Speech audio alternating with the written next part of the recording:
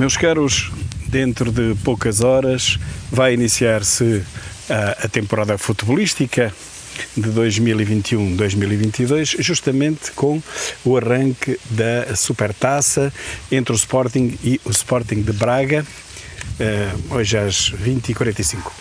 E desde há muitos meses, há mais de um ano, será o primeiro jogo de futebol que pode ser visto ao vivo por público, por 30%, salvo erro. A questão põe-se aqui, coloca-se aqui. 30% porquê? Ora bem, esses 30%, mesmo assim, para entrar no campo vão ter que ou apresentar o tal teste negativo ou então o famigerado passaporte certificado digital que toda a gente hoje em dia contesta, eu também, e critica.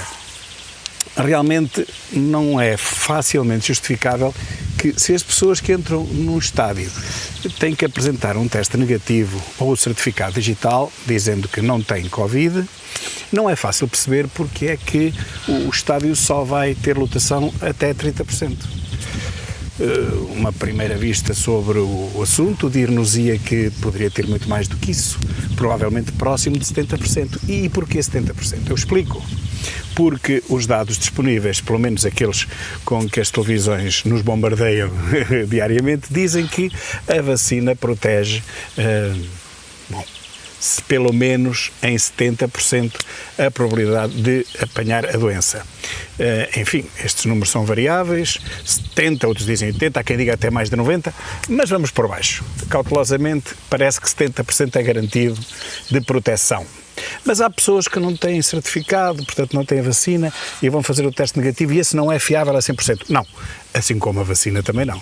Mas é sempre fiável pelo menos a 70%. Não haverá mais do que 30 falsos positivos, 30%, claro. Portanto, como digo, numa primeira vista, não há razão para que só vão ao estádio 30% da lotação máxima. Deveriam ir pelo menos muito mais gente. E agora vamos falar das razões que provavelmente os levaram a decidir e a alegar os tais 30%.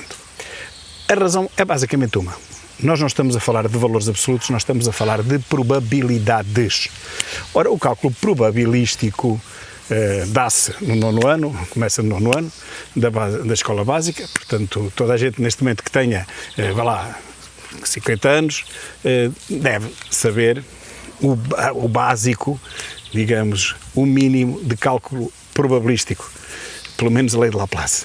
E como nós estamos a falar de probabilidades e não de certezas, esta é das poucas disciplinas da matemática que não é ciência exata, a probabilidade realmente não nos dá uma garantia absoluta do que vai acontecer.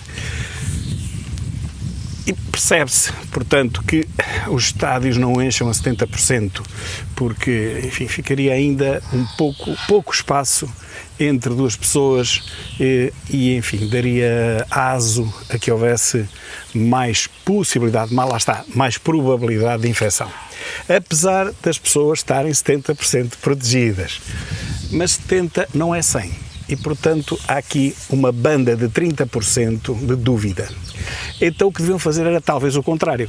Em vez de deixarem entrar 30% das pessoas, deviam deixar entrar 70% e não deixar entrar 30%. Isto era o que seria lógico, não é? Basicamente, olhando assim a uma primeira vista.